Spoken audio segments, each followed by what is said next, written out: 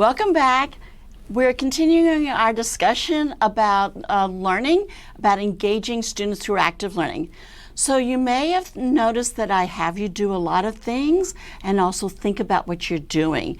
And so what you're doing is you're learning through discovery. And here's an important term for you to learn. What I'm doing is called inductive teaching. So I'm not lecturing about active learning. You know, that just doesn't make sense. So you're going to discover by yourself about this content through my guidance. And so here we go. Remember in the last video, what you did was to take some time to jot down some notes about what was important or what was really surprising or what was really of great value to you. So I also did that during that time period. And here are some things that I wrote. Maybe they match what you wrote. So I wrote down the typical length of attention span. Now I know the answer. And maybe you do too. It's usually around 15, 20 minutes. The other thing is, how do I structure it? Remember, try to do the important things, the content at the beginning in the first 10 minutes or so, because that's when the retention is the best. And don't try to squeeze in new information at the last 10 minutes on there. You notice that when I try to do my videos, I try not to do more than 15 minutes because that's about your time span. But I do have you break in there because I have you kind of reflect on what some of the things you did. Now, how much content? Remember, there was high density, medium density, and low density. And low density meant about 50% of new content. And remember, what do? That's where you have them practice and think about what the things that they have just learned. So, because when they leave the class, you don't know, they don't know how much they've learned and how well they've learned it. And also we learned about 3 types of student engagement. What were those 3 types? Cognitive, emotional, and behavioral. So let's go on to the next. Now, did you know that I did put in some strategies for you to learn? I didn't tell you because I wanted you to figure it out.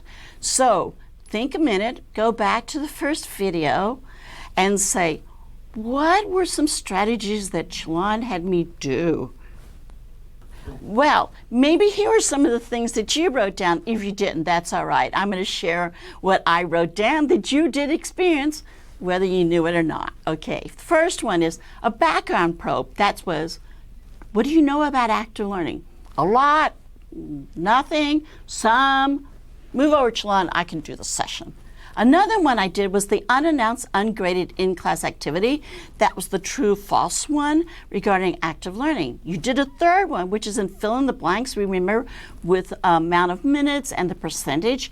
And then I had you think about, what do I do with this research that I learned about learning and teaching? How do I use that to enhance my classroom behavior and performance? And the last one was to write down and clarify your individual class notes, and that was hitting the pause about what do you recall. Now, those were, believe it or not, innovative strategies, but they're also called active learning strategy. So now I want you to put on a piece of paper these strategies because you're now going to create your own bucket of active learning strategies. So what we're going to do is that in this module, we just discussed issues about active learning. Let's continue on. Now you're going, well, Cheelan, my students are active because while they're in class, they got their laptops and they're listening to me and they're taking notes. Now, they do the same thing on our campus. Is that really active learning? Are they really thinking about what they're doing? Well, this is a great study that came from Scientific American. And what they said is that don't have them take notes on a laptop. Do you know why? Actually, what it is that they become very good stenographers. All they can do is take notes because what it does, it goes from your mouth, it goes to my ear, and it goes down to my hand, and it bypassed the brain entirely. And so they just became good secretaries on there. And what's the difference when you do things by hand? Well, you certainly aren't as fast as typing. And what you have to do is make hierarchical decisions about what is important. Which way does this go? I can't write everything, So I'll synthesize and take the most important parts. So as much as possible, do have students do the physical behavior of taking notes on there. Just a little research for you to think about. Now, I never gave you the definition of active learning. Maybe I should have done it at the very beginning, but it's always good to learn about it now because I wanted you to experience it. So this is a very long one, definition. It came from Charles Bonwell and James Eisen. And it said what it is, they have to actively listen, talk, write, read, and reflect. And that promotes active engagement with the material and leads to deep learning. Way too long definition. This is all I want you to remember.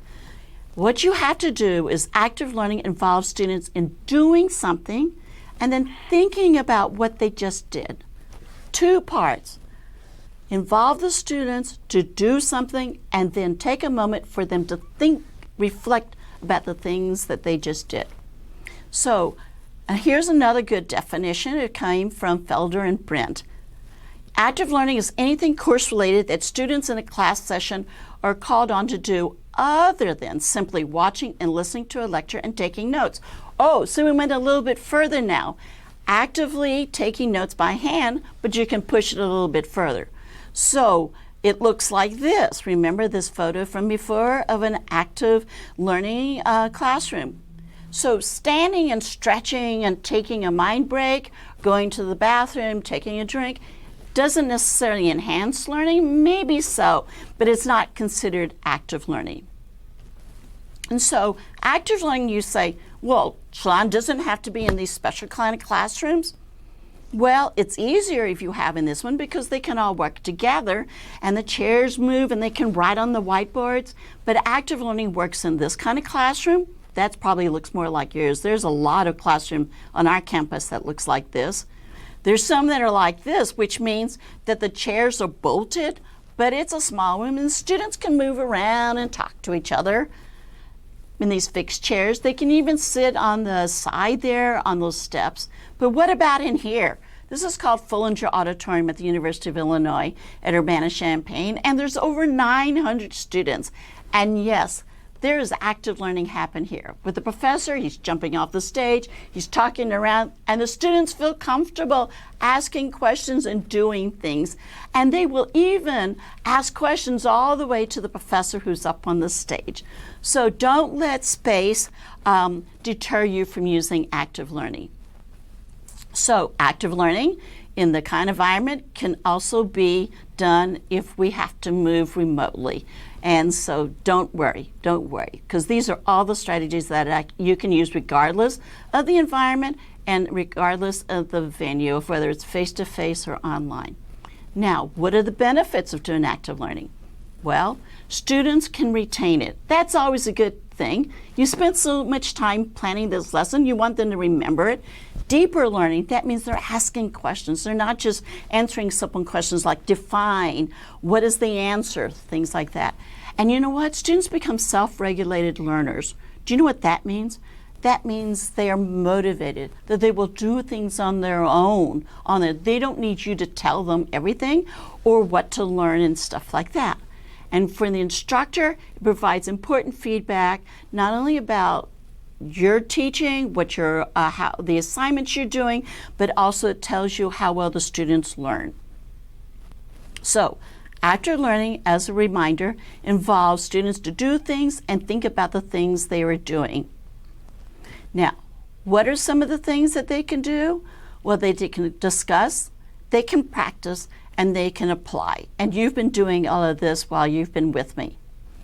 So, are you convinced? I hope so. You're going to go, I'm going to go right out, and if I haven't done active learning strategies in my lecturing, I will do it. Or I will do it even more. And you're going back and you're going through the halls of your building and you're so excited and you're talking about this with your colleagues, and your colleagues go, you know what, I don't know. No, I don't think so. I know you're excited, but I have so much to teach, I just don't know. And so then why aren't more instructors using active learning more widely and often?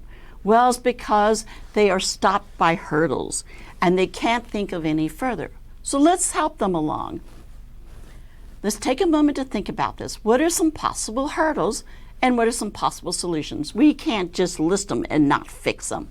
So here is a chart, and I'm going to say, what is one common hurdle I hear? Yep, that's the one that came back. I have so much content I have to teach. Now, what are you going to say to your colleague? Well, you say, yep, you're right. No, that's not the right solution. This is what I want you to think about that you could say to them. You know what? We always have so much content, and usually it's maybe too much content. And it's more than what students can understand. And I have the research to show that. And so what you should do is think very carefully about what is most important, that the time they spend with you is maximized, and that there are things that they can do on their own, like read a book or answer questions on it before they come to class. Maximize the class time to things that they cannot do by themselves. A second one is, you know what? As much as I want to do it, the students are going to resist. They'd rather just be passive and not do anything, and they just look at me. Well, I want you to think about this. What can you say to reassure this faculty member? What are some strategies? What are some things that they can do? I'm not going to give you the answer now. You need to think. And guess what? I want you now to identify 2 more hurdles and provide solutions. So I'm going to let you go and do that now.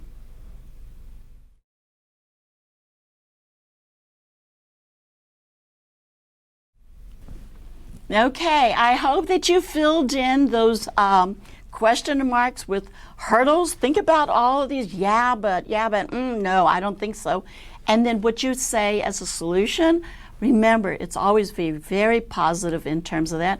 And also share this with your colleagues on there. Going back again, what innovative strategies, and you already know, these innovative strategies are what we call active learning. You already did this, but then in the time in this video, you also did 2 more. And you hit pause again, and you also did one where we classified the obstacles and hurdles and solutions, and this is called Pass the Problem. Now, can you think about how you can use Pass the Problem, because I said this was an active learning strategy, in your own class?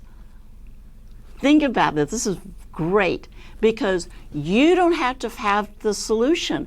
You want the students to find the solution, and because they're sharing with each other, they find out that there are not just one, but there are multiple ways. And you always like them to think about multiple and diverse solutions to problems.